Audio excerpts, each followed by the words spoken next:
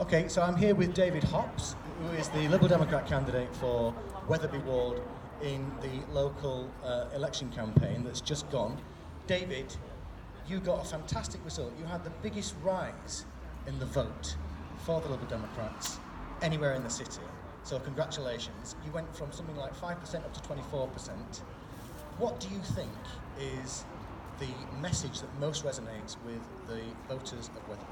I think the message now is you do have an alternative, and that alternative is the Liberal Democrats. This has been a one-party town for the last 50 years, and now we have 1 in 4 of the voters in the Wetherby ward, and we can build on that. We've gone from 5% to 24% in 2 years, and once people start believing, we're not at the peak. So the key message is, come and listen to what we're saying. You do now have a real choice. You do have somebody who can win in this town, not just the Conservatives. Okay. Well, I'm a councillor in Rothwell, and Carmel and Diane are. So we are Liberal Democrat councillors in a part of the constituency. And we have very much got here on local issues.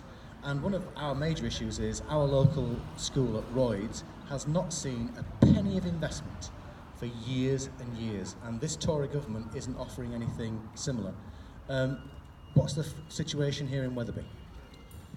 Well, look, it is difficult for the Leeds Labour Council to some extent when they're coping with big cuts from central government. But the fact remains that there are only 2 schools in the Elmington constituency area, Elmington Rothwell area, which are still awaiting refurbishment and money to be given to them to help improve the infrastructure of the school.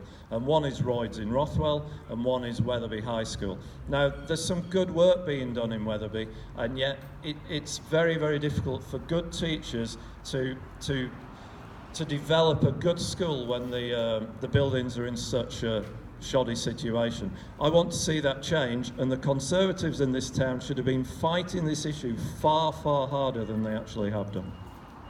So we're caught between a rock and a hard place. There's a Labour council that doesn't think this is their core territory, and we've got Conservative councillors and an MP that still haven't managed to get the results in terms of money to put the investment in.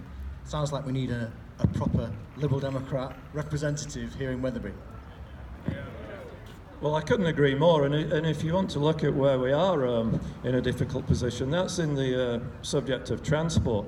There's been a lot of money being pumped into Leeds City in the last year for additional buses, and Wetherby's not seen one.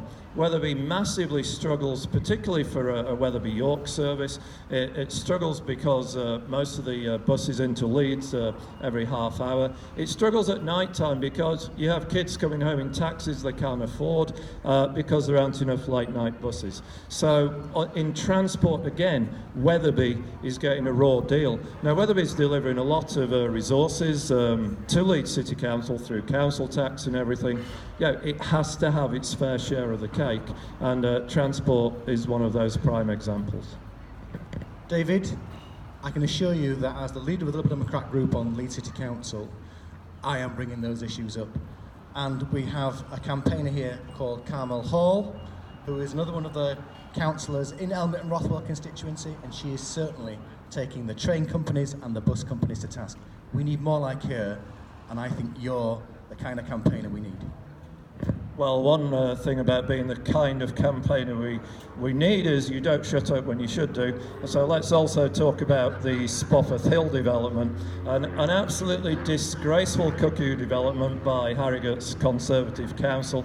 Spofforth Hill is, if you look at Spofforth Hill at rush hour, it's taken me 20 minutes to cross the road when I've been delivering leaflets. There are places where you should build houses for the next generation, and there are places where you shouldn't. And this Spofforth Hill development, proposed by Harrogate Council, is shamelessly in the wrong place, and we'll be fighting it when it goes back to Harrogate Council over the next couple of weeks. And David, I can assure you, we're all going to be with you on that one. Thank you very much.